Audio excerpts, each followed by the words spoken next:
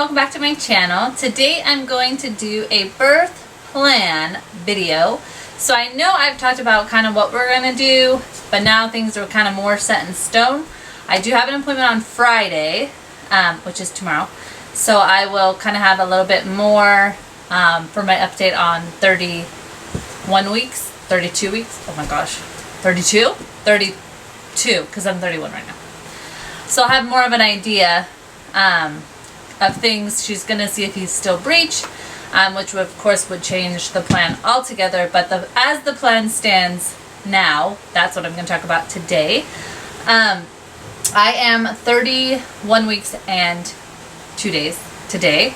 And our plan, so with Mila, if you don't know already, she was breech. And we had to have a planned C-section. I tried the version. They did the version on the outside.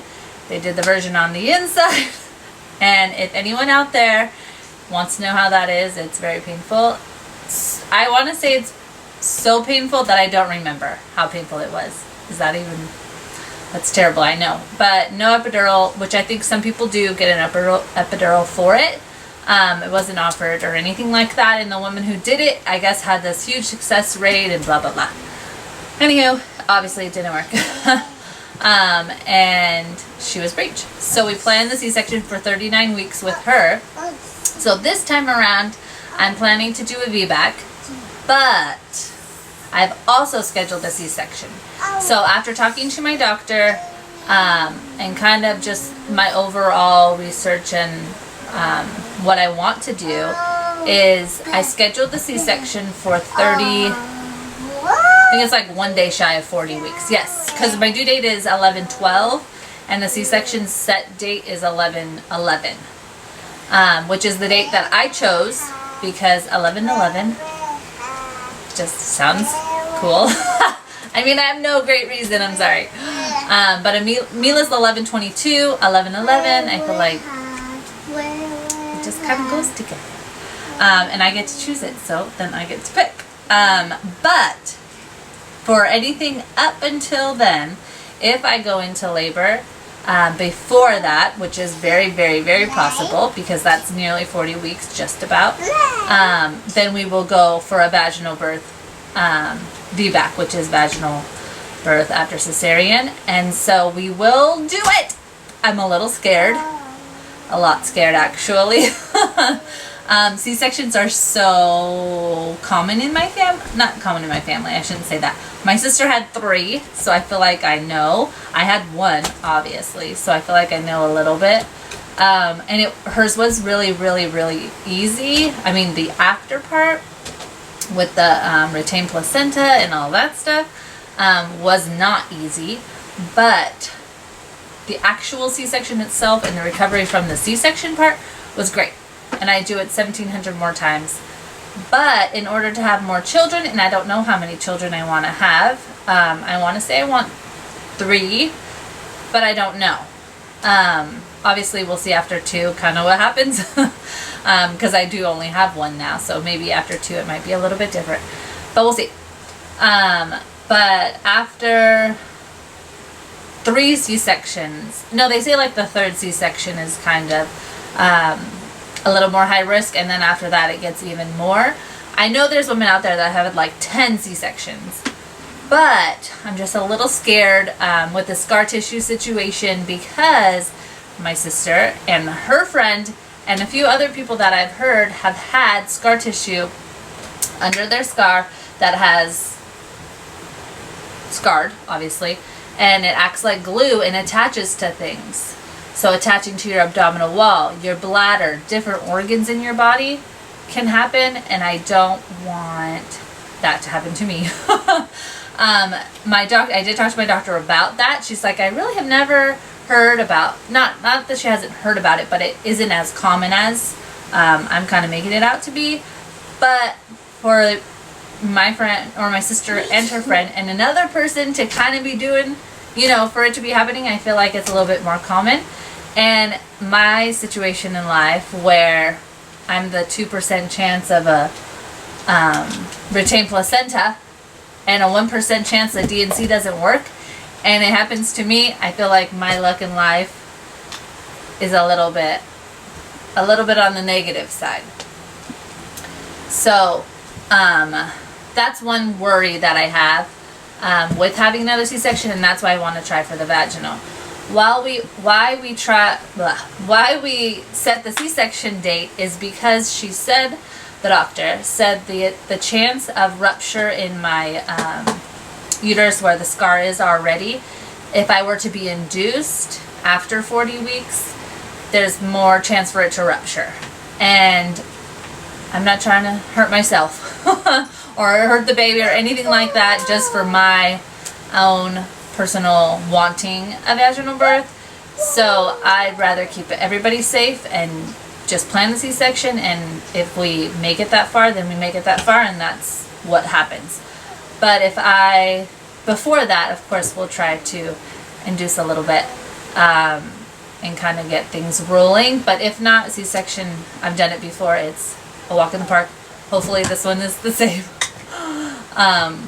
We've had almost 2 years to recover, so I feel like we're gonna be okay. With also the VBAC. So with the VBAC, we're going to November 6th, I believe. She said she'll scrape my membranes, which is another inducing thing that they can do. So they will do that, and we'll see what goes from there. My sister will be here. Let me tell you, people, she is adamant in life.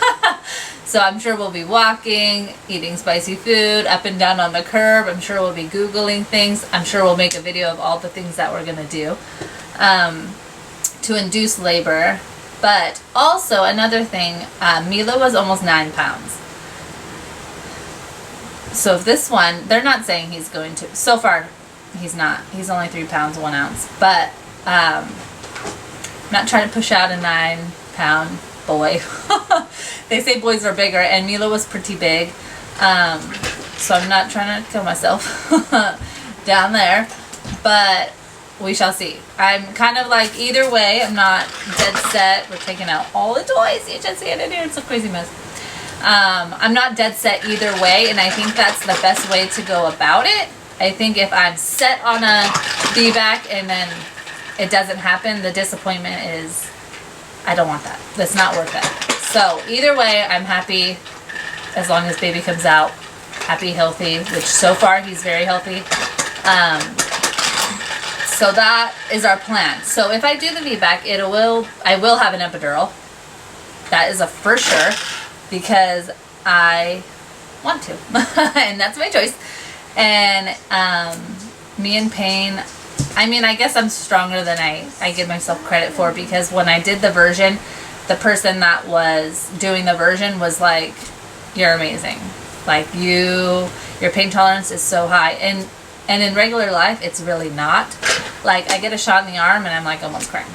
So I guess there's time and place, and if I didn't get the epidural, also, if things are moving too fast and I don't get it, I don't get it. I'm like super chill, laid back, don't need to, nothing's set in stone, as long as we all make it out on the other side. That's all I really care about. But yes, I will be doing the epidural as far as I know. And skin to skin, all of that afterwards. Mila, we didn't do skin to skin until we got back to the, I don't know, it's that little room. It's not even a room. It's like a little blocked off spot for you and the baby. So we did skin to skin there. But hopefully, if I do get to do the vaginal, I can put him on my chest. That would be so fun. I don't want to have a mirror. If I do vaginal, I don't want to watch. I will pull him out. I don't mind doing that. But I don't want to watch the train wreck that happens with your body. If that makes sense. So yeah, that is my birth plan. We are going to do the VBAC, and if it doesn't happen, it doesn't happen. We go for the C-section on the 11th. You get to walk in and be ready. So I kind of like that. I'm a planner. Very much a planner. So that kind of fuels my planning personality. But yeah, I think that is everything with our plan. Epidural, all of that. We'll know probably coming up soon. I've noticed, like Mila, she was breached, she never flipped. I'm not going to do the version again. He is very much not head down right now. We'll go tomorrow and see if he's head down, and she will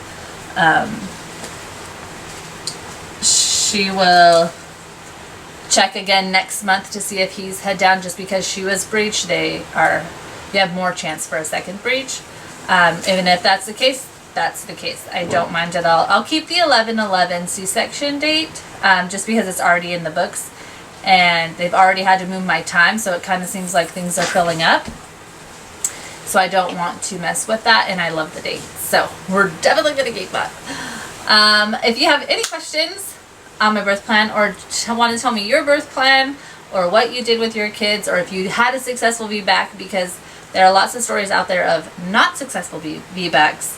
Sometimes it kind of be overshadowed by the pardon Mila, overshadowed by the negative, but that's okay. We're going to see what happens. All right, thanks for watching.